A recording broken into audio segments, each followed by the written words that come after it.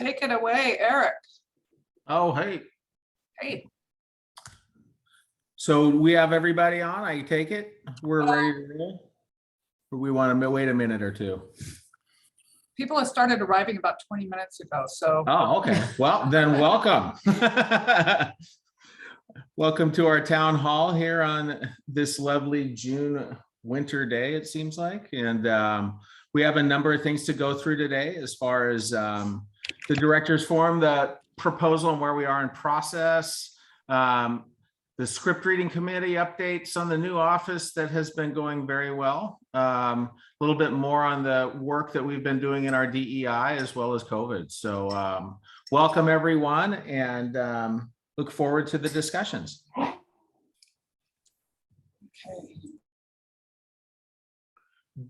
Debbie is on already.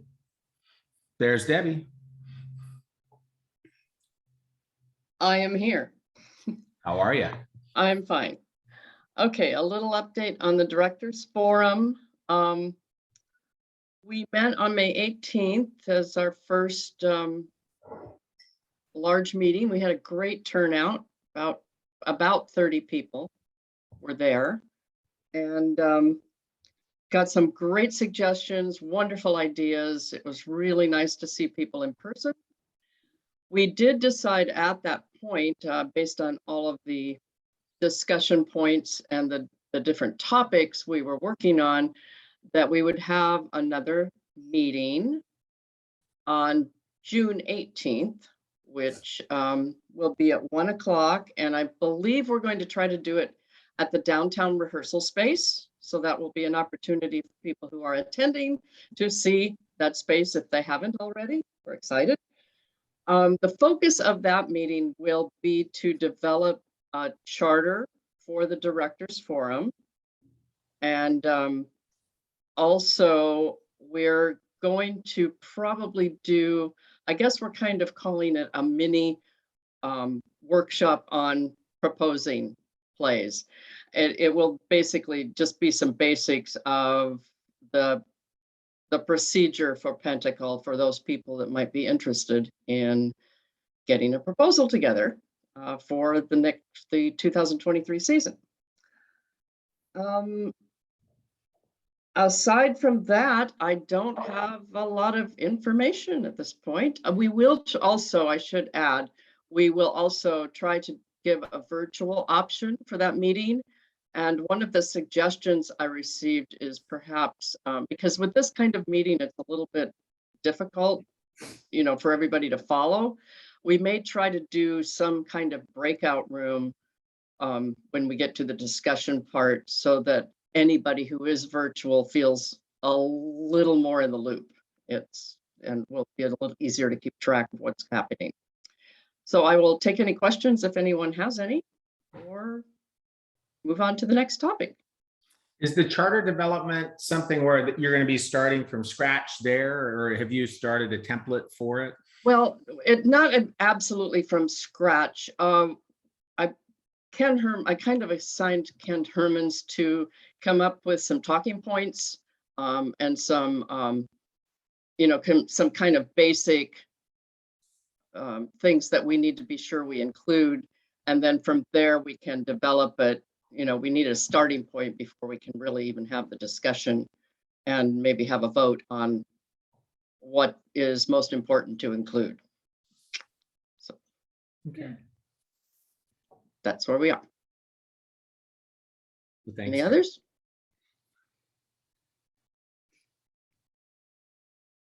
Okay. Good to see everybody. Thanks, Debbie. All right, so you want to take this one, Lisa? Yeah, I can. I keep turning off my video because it's such poor quality, and then I get distracted by what I'm seeing. Sorry. So our musical proposals are due tomorrow, and I'm happy to extend that till midnight tomorrow, just so we have choices. So we haven't had a huge response on the musical front, and I think it would be really helpful for the organization to have more to look at. The proposal presentations will be on June 25th because you're all going to be at the Directors Forum on the 18th, so, or 17th, whenever that is. Warm list is to be presented to the board by the June 27th board meeting, and the hot list to be revealed shortly thereafter on July 2nd.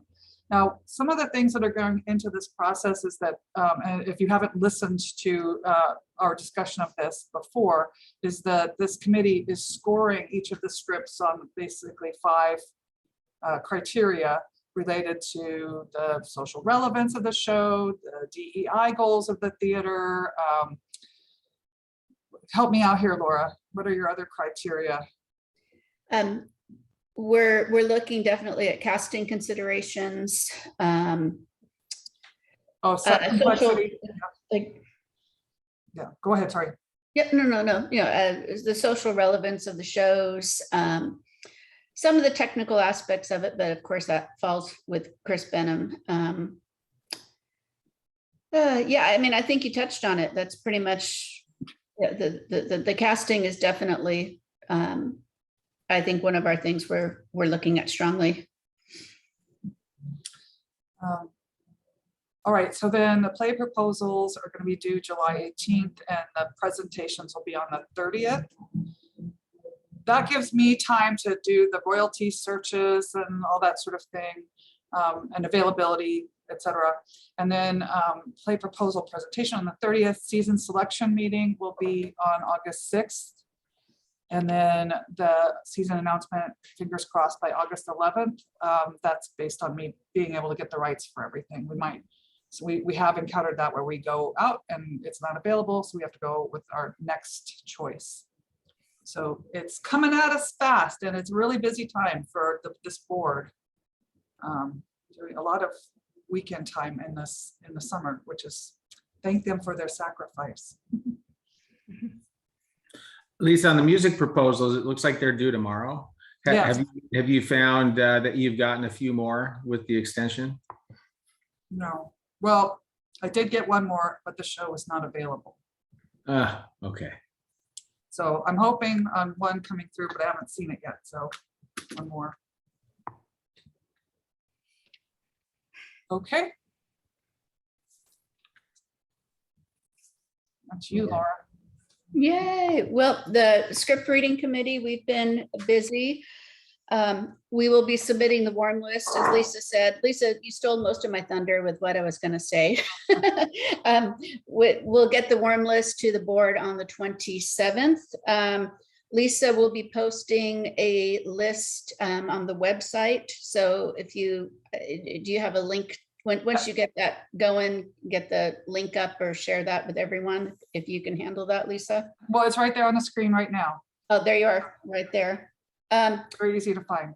There you go. We've got 28 scripts on the list right now. We are still very hopeful and looking for directors to step forward to do some comedies. So if you are interested, proposing director for either a comedy that is on the list, or we can open it up just for comedies. If you have any interest in that, send a message to both Scott Ramp and myself ASAP so we can look at the list and do our thing. But we've got a pretty good list together. I'm excited. So please look at the list, ask Scott if you have any questions, send them to Scott and myself. But we need some comedies. Let's make people laugh. So any comedy show, let us know and we'll get it read and evaluated if we can and get that going. So and like I said, Lisa shared the updates for the timeline and such. So we're good. We've got through our process.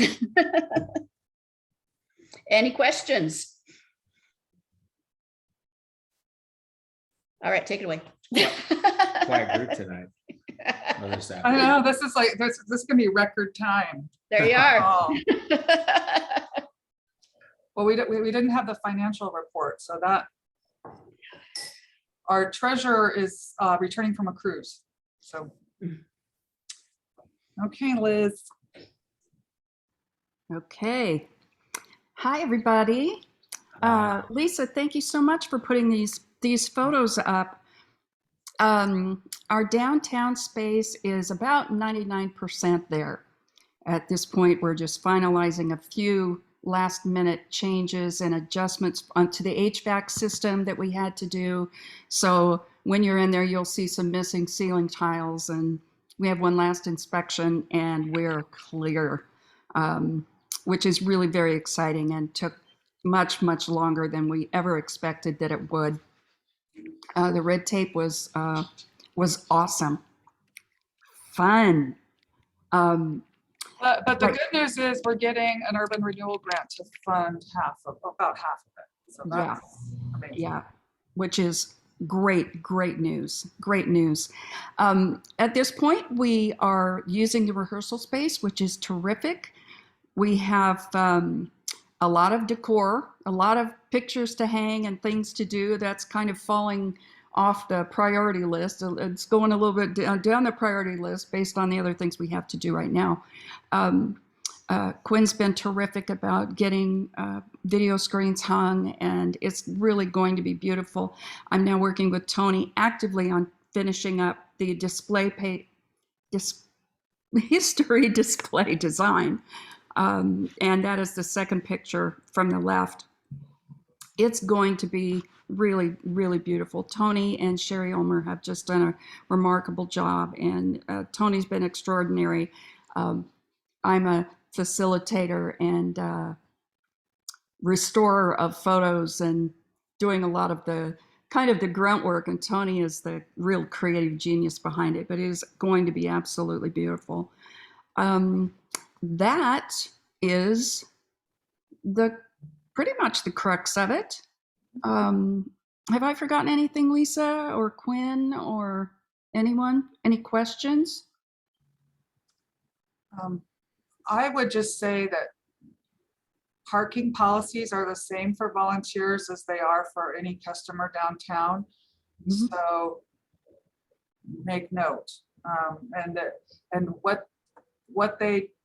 how they treat us, our status is that if you're a volunteer who's working in the downtown space, doing your stuff, you're not there. You are treated like an employee. So just be careful with the parking length of time. Yeah, the time limit. Yeah. Yeah. Yeah. Yeah, that's a thing. That was also the case at our old place. So it's Right. At least we have a lot more parking available now. I will be looking for volunteers at some point to help organize the archival space and the history display, the storage, the archival storage, because we have moved everything out of my storeroom here down there, and it's stacked to the ceiling, and we need to get organized. So I've had a couple of people say that they'd be willing to come down and help go through some things and do some scanning so we can get rid of some old documents that we don't need to keep. But that'll come up at some point. We'll put out a note on the community site. But that's it for me, unless anyone has any questions.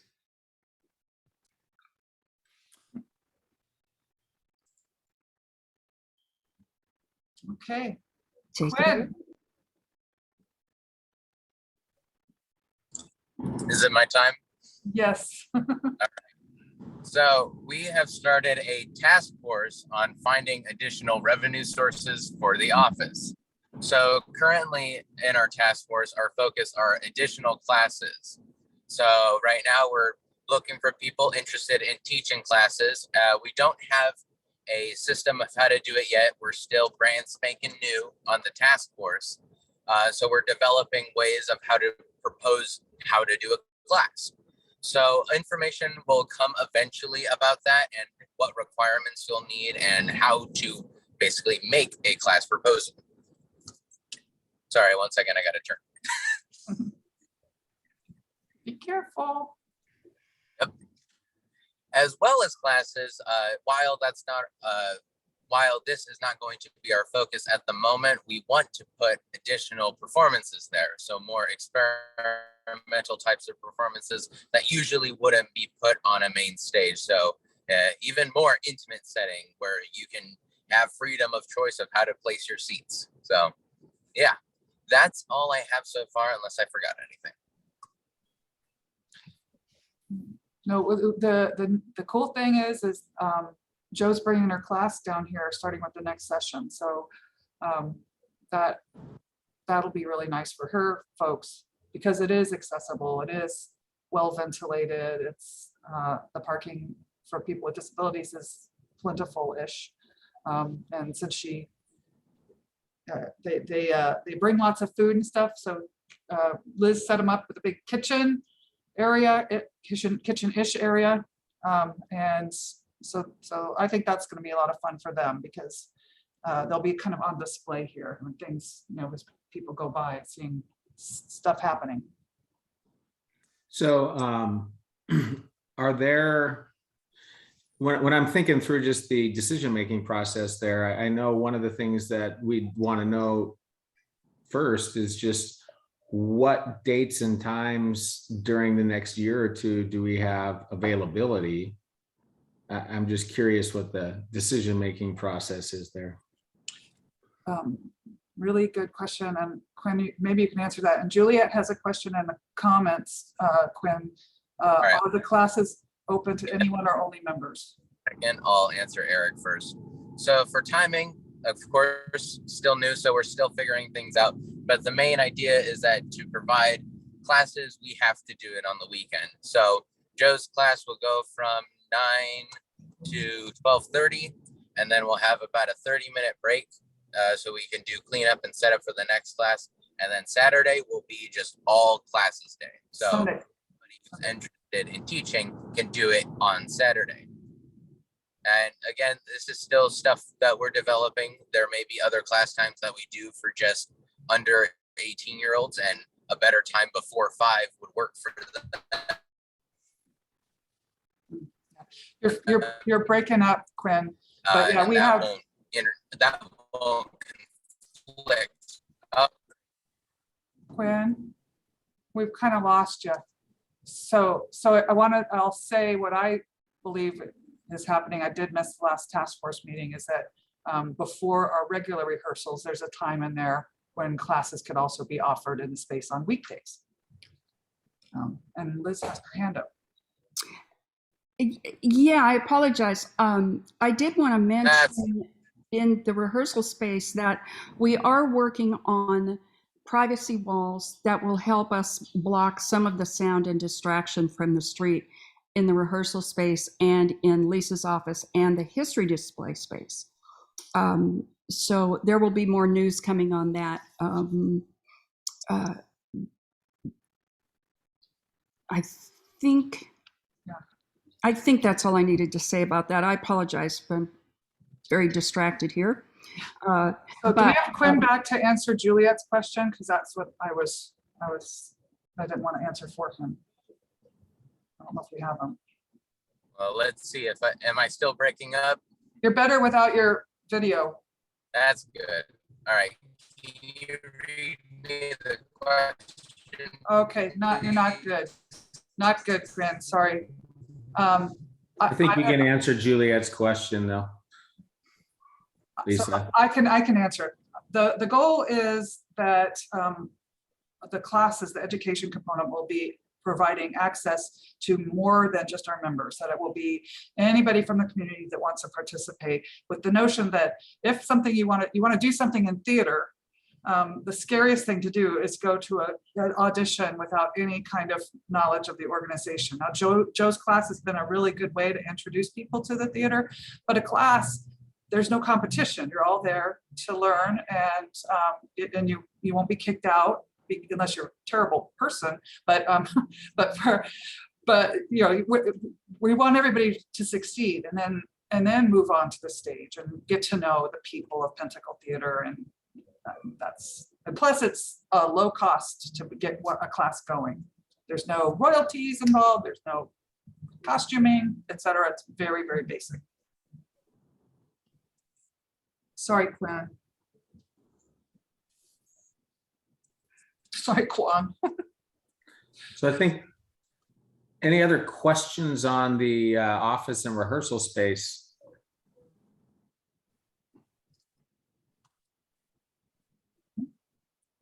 All right, let's move on, Lisa. Okay, so I'm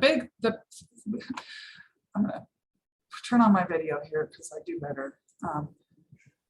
So the big question for our equity team is like, so, we've done the what, but we haven't really answered, or we're doing the so what, but we haven't done the what yet. There's a sort of, we know why we're doing the things we're doing and we keep learning and growing, but there's some things that we want to see concrete changes. One of those is to be more visible in the community supporting marginalized groups. And that doesn't mean just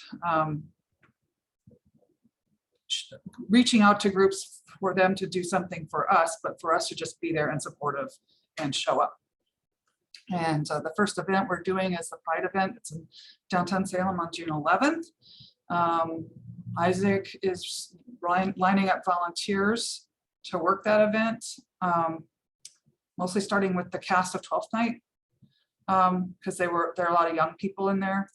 And the other thing that's happening is that we will be working through our equity team with our consultants on beginning to look at our actual policies and what kinds of barriers they present to entry for equity, for all those things that we might not even know of because they're so embedded in our culture that we've created barriers to entry.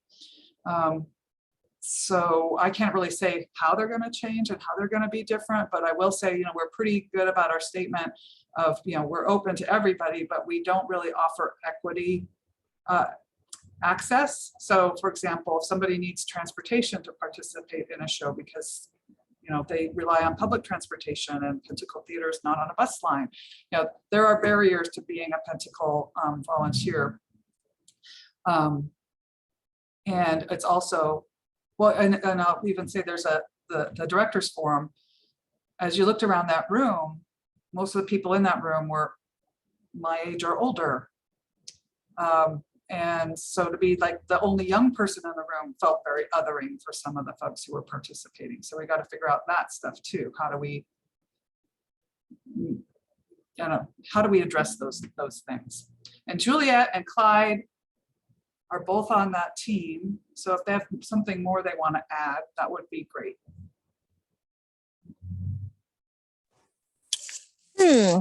Well, I would say, Lisa, in your comments, you mentioned a lot of, I'm working to figure this out.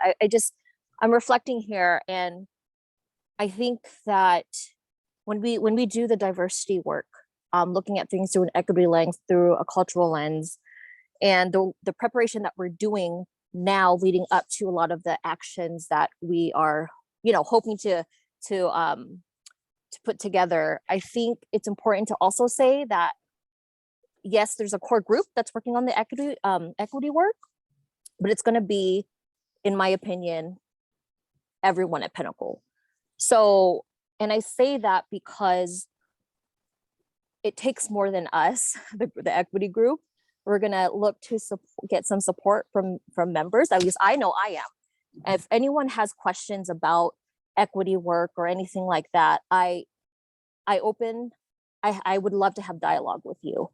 And, if anyone has questions on what does it mean when Juliet says it's an everyone thing, I'm happy to elaborate more on that. But I think that's all. I think that's all I wanted to add. Well, we certainly have the air time to elaborate a little bit if we want to, because we're going at the speed of light for one of these town halls. So I think that's an invitation for me to talk a little bit more about it. So the work that I've been doing, for those of you who are not familiar with what I do affirmative action work for the state of Oregon, and I work with all of the agencies to look at their plan on how they're providing opportunities to historically marginalized communities. And I hear sometimes, or maybe often actually, that it's emotional work and it's hard to do it alone. And so when I'm working with them on these affirmative action plans, we talk about what are the goals and the dreams that you all have when it comes to affirmative action. Who can we work with and have conversations on leaning in to help us do the work? Holding the people accountable, right? And having a culture of understanding. If something doesn't make sense because equity and diversity is evolving, being okay to have a conversation of what does it mean? What does intersectionality mean? What does cisgender mean? What does all of this stuff mean? It's a community thing. We have a part in it. So that's kind of what I mean is, yes, we have a core team working on it, but we all have to kind of pitch in. I don't know what that looks like, right? In terms of what can we all do? I think we're trying to sort that all out. But when we do have some more concrete things, I think we could have more conversation about it. Well put.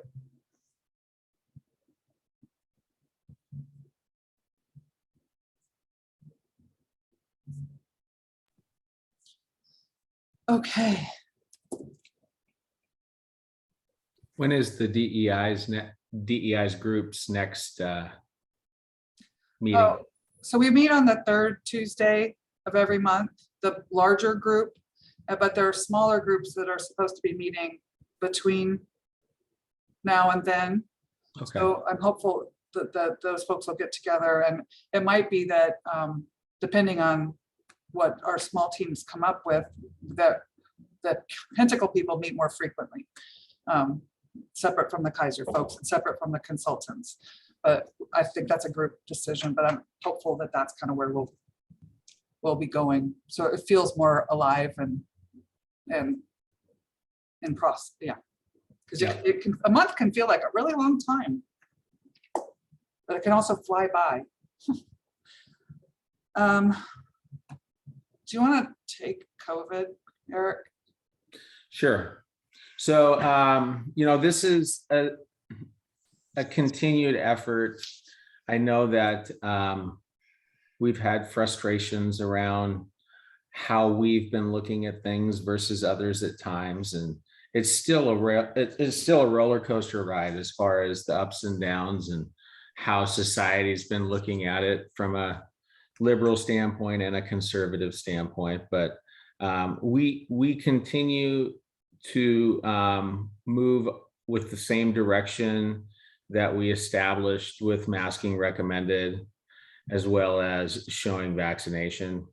I can tell you just from a few of my own recent visits up to Portland, they've gone back to masking being required at both Arlene Schnitzer and at Keller.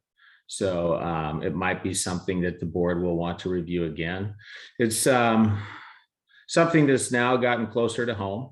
We've had a few individuals within the community that have recently tested positive for COVID that we're in the midst of investigating and looking for source.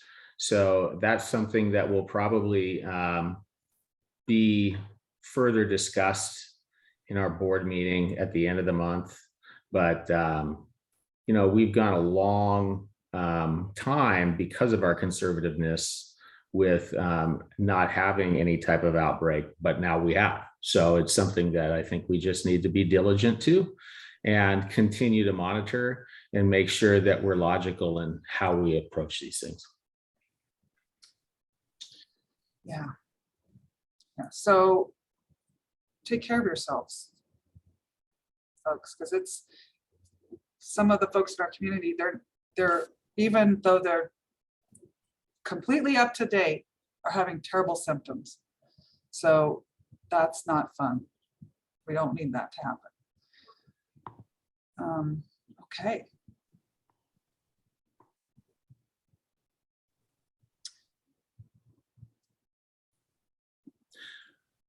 Shows Jason joined us late. Hi, Jason.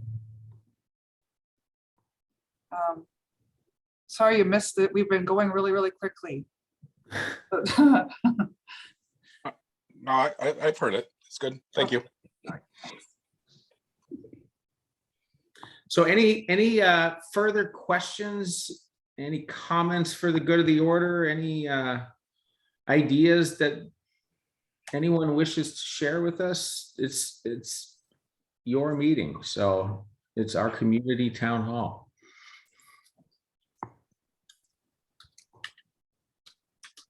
So I have a question for the group. How might these meetings generate more turnout, aside from not being on a sunny Sunday afternoon? It's not sunny where I am, but It is.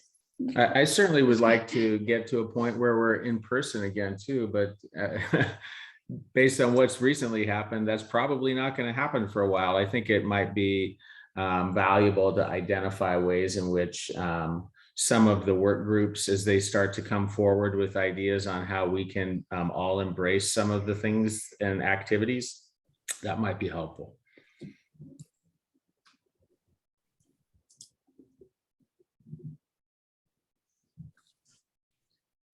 So quiet.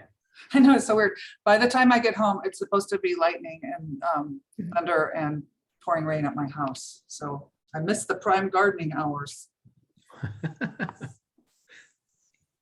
We did that yesterday at the theater. Yeah, yeah.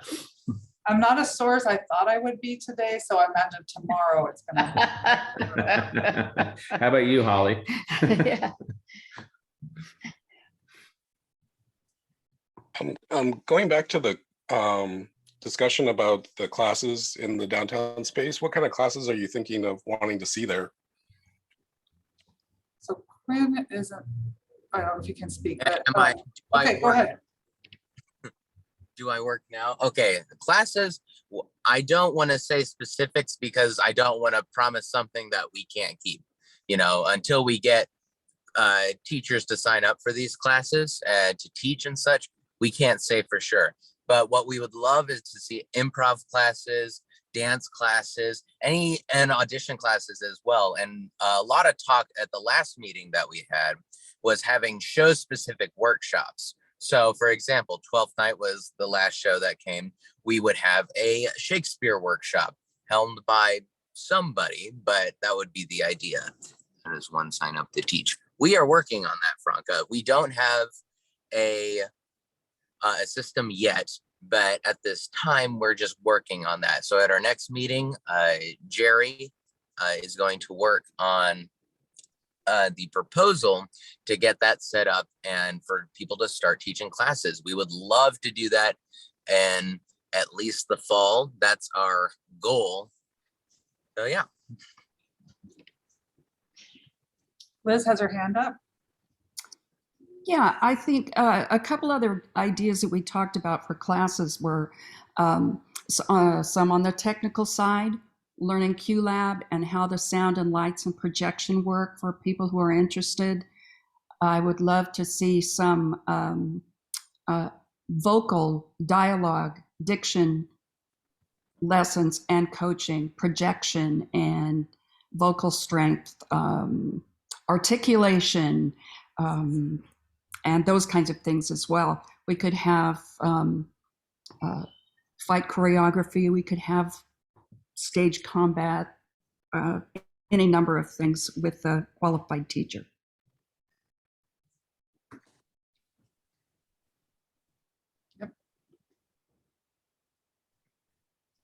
Franca had a question in the chat. Yeah, so I think Quinn answered that with basically, we're trying to figure out what that process is. Okay. And yeah, how we select what goes in there, what kind of interest is there in the community for it, all those kinds of things will have to be informing what we put in the space.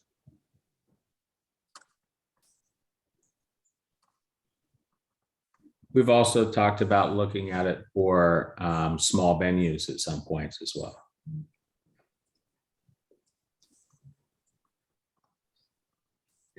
And well, it might be, Quinn, can you share about Jared's participation? Yeah, so for those who don't know, Jared, wait, let's check Okay, not good. I do. Quinn, I'm gonna take over. Jared Richard, who used to run the Capital City Comedy Club, which is where the Infinity Room is now, has a lot of experience running a business in this downtown core and kind of what, some of the nuts and bolts things behind the scenes. And he's been really helpful to us in terms of thinking about things that might be challenges specific to this space that we don't face out at the theater. Can you hear me? Well, now we can. Briefly. Yep, that's what I thought. Okay, are you there, Quinn? I'm confused. I'm not sure if I'm there. Well, when your mic goes off, it's harder to hear you than when your mic is on, it's harder to hear you than when your mic is off. Does that make sense? I think so. Okay. All right. Anybody else with a question?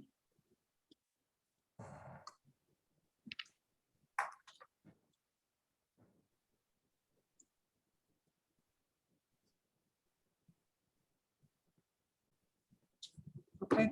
I'm not hearing any. Eric, what do you think? I think we can wrap it up. It was a much speedier town hall than the last one.